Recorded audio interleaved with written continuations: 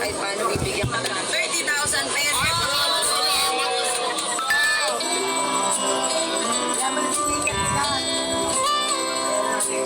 Hindi ko saan magagaw. May pera na ako, may pantagdag na ulit akong puhunan. Ito ngayon nilitay na tayo yung first 150, konti lang yung kailangan tapos 100 chicken. Hindi ako ngayon magbabayad dahil babayaran ni Mama.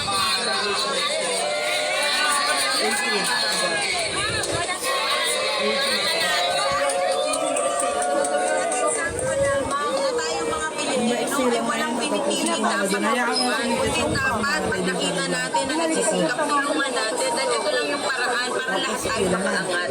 Ang hirap ng buhay ngayon, bawat sentimo ay mahalaga. Maraming salamat kasi isa kang inspirasyon at para sa 100 nakakain dito, ililibre ko na kayo. Wow!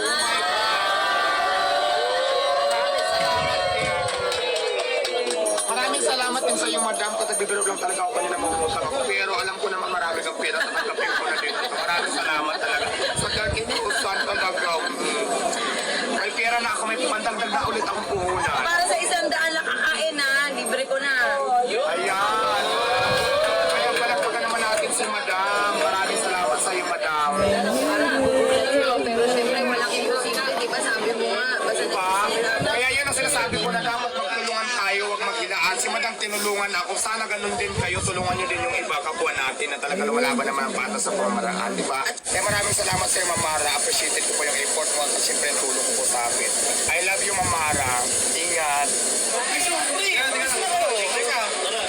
Mata na lang gumagalaw mga kababayan, sa dami pa naman ang mga nagpapapicture. Ayan. Ang pinaghandaan na ni Diwata, may upuan na talaga. Meron na tayo po.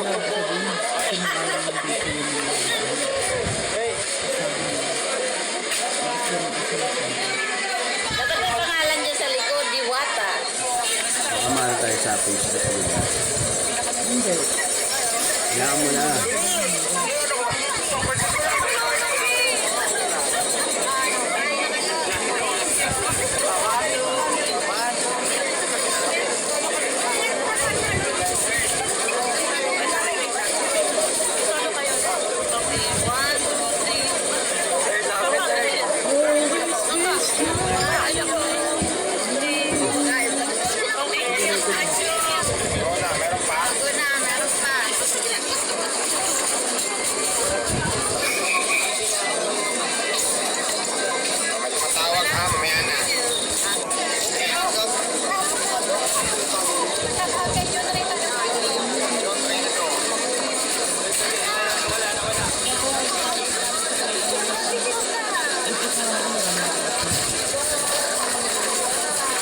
Thank you.